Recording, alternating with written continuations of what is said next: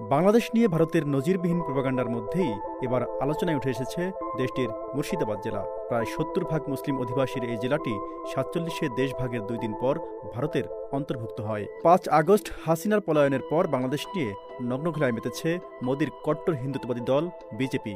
কখনো তারা বলছে বাংলাদেশে হিন্দুগণ হত্যা চলছে, আবার কখনো বলছে বাংলাদেশ মিলিয়ে যাচ্ছে ভারতের সঙ্গে। যদিও এ নিয়ে খোদ পশ্চিমবঙ্গেই চলছে হাস্যরস।